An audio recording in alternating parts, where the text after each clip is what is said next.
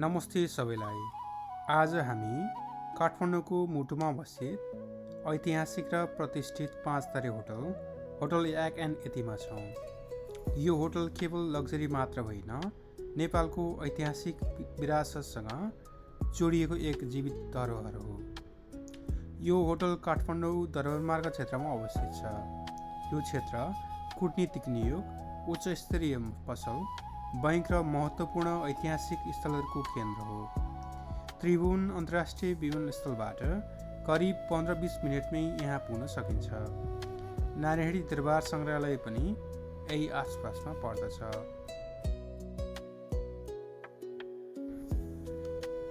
यो होटल 1977 मा स्थापना गरिएको हो। यसको विकास स्वर्गीय द्वारिकादास श्रेष्ठज्यूले गर्नुभएको हो, जो नेपालको पर्यटन क्षेत्रका अग्रणी व्यक्तिमध्ये एक हुनुहुन्थ्यो।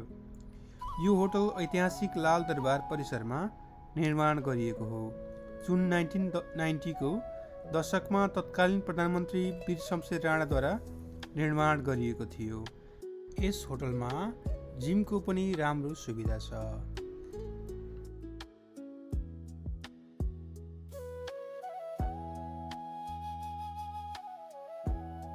स्विमिङ पुल, ज्याकुजी र साउना यस होटलको अर्को राम्रो सुविधा हो।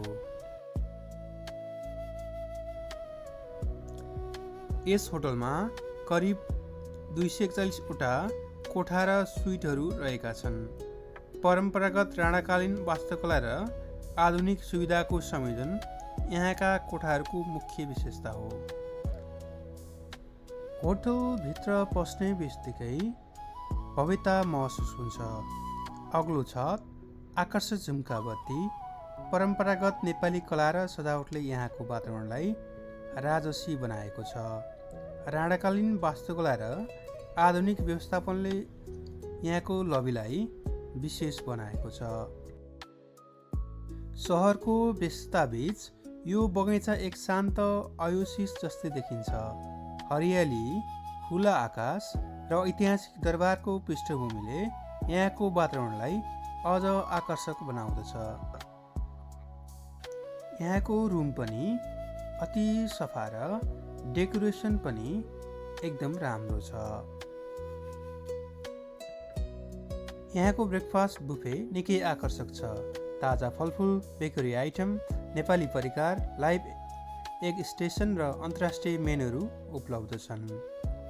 होटल याक एन्ड यति केवल 5 तारे होटल मात्र होइन, यो इतिहास, संस्कृति र आधुनिक आतिथ्य सेवाको संयोजन हो। यदि तपाईँ काठमाडौँ आउनुहुन्छ र राजसी अनुभव लिन चाहनुहुन्छ भने यो होटल अवश्य विचार गर्न योग्य छ।